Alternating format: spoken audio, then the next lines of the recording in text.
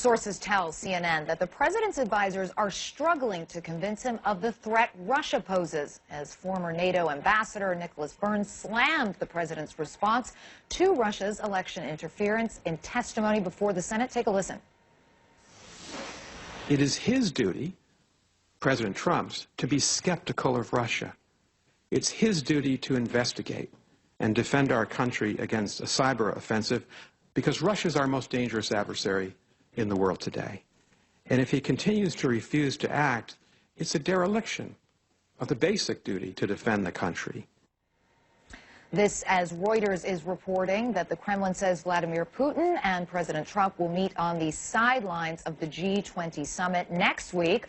Well, joining us now to discuss this is Democratic Congressman Adam Schiff. He is the ranking member on the House Permanent Select Committee on Intelligence. Thank you so much for joining us. Let's start out with this news that President Trump and President Putin, it looks like, will meet on the sidelines of the G20. What are they going to discuss? And also, if I could just ask you to respond to Ambassador Burns there saying that he views Russia as the #1 threat to the U.S. Well, first of all, I think Nick Burns is absolutely right that the president has an obligation to defend the country against the threat that Russia poses. You know, there is the most immediate threat in terms of potential military confrontation, I think, with North Korea. But in terms of the biggest long-term threat to our democracy, indeed democracy around the world, that does come from Russia. And I can tell you what I think the president ought to be doing at that meeting on the sidelines, not that I have much confidence he will, is he needs to confront Russia over its interference in our election and Russia's interference in the elections of other democratic nations. He needs to make it plain that this will not be tolerated, and he will face heavier sanctions as a result.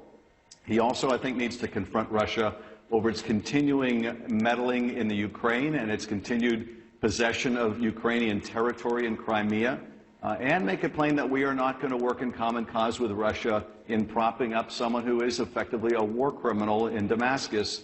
So these, I think, are three of the very important points to raise. But I'll say one other thing to go beyond what Nick Burns just said in that excerpt, and that is the president also has a responsibility to our country to inform the American people of what has happened in terms of Russian interference in our affairs, and to work on taking steps domestically to prepare the public for the next Russian interference, to prepare our elections infrastructure and personnel, none of which he is doing. So let's talk about why. Congressman, it's Chris Cuomo here, joining Clarissa, and it seems pretty clear from everything that the president puts out that he doesn't take it seriously because he believes that you have turned it into a witch hunt, that all you're using it for is a kind of goose chase of trying to find things on him and his people, and you've found nothing, and it's time to end that part of the probe, and then maybe he would focus on what is real about the Russian interference. What do you make of that notion? Well, of course, anything that the president finds detracts from him or is critical of him or is a negative news story about him is all fake. It's all a witch hunt. Everybody's out to get him. I'm continually astounded by the degree to which the president of the United States paints himself as a victim of everything, and indeed paints the United States of America as a victim of the rest of the world rather than the strongest power in the world. Obviously, there are very good reasons to investigate what Russia did and to determine whether U.S. persons were involved.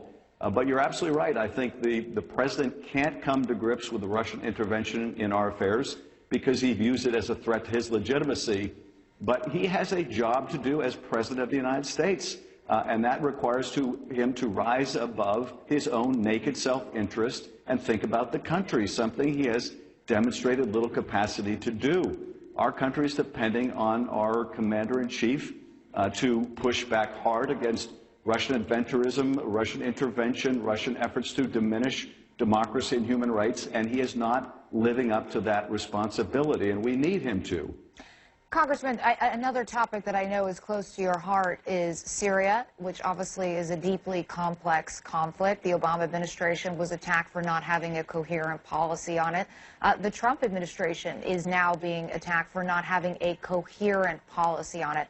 What would you like to see happen with regards to President Bashar al-Assad and his regime, primarily, and subsequently Does that require a kind of revamping of military authorization? Does Congress need to have a role in this?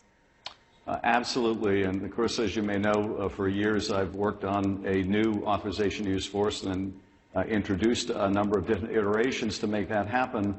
There is nothing in the existing authorizations that would give the president the power to go against the regime.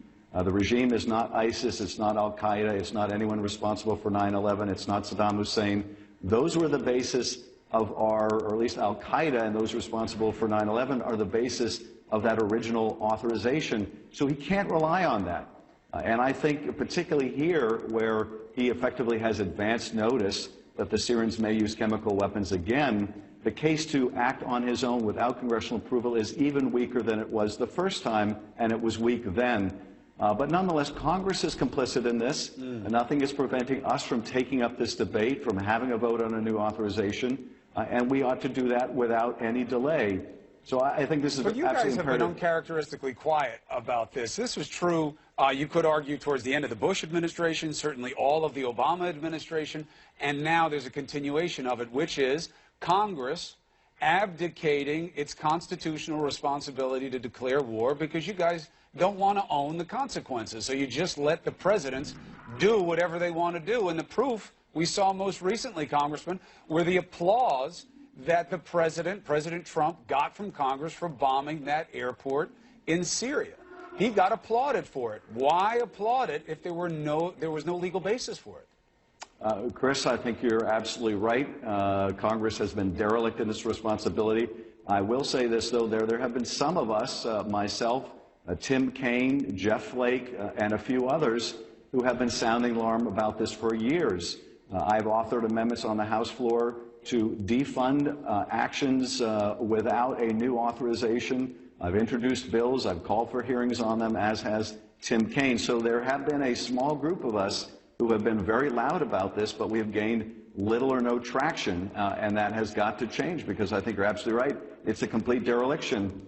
There were also several of us after the first strike who made the argument that the ethical grounds, I think, to stand up to Assad when he's using chemical weapons is quite compelling, sure, but the legal grounds is not, and we needed an authorization for that strike.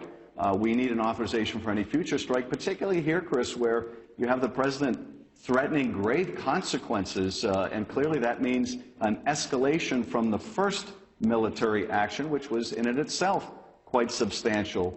And the longer the potential duration, the more that American troops may be threatened, the more powerful the case for why it can't be done in the absence of congressional authorization. All right, Congressman, thank you very much. Appreciate you addressing these issues on New Day, as always. Thank you. All right.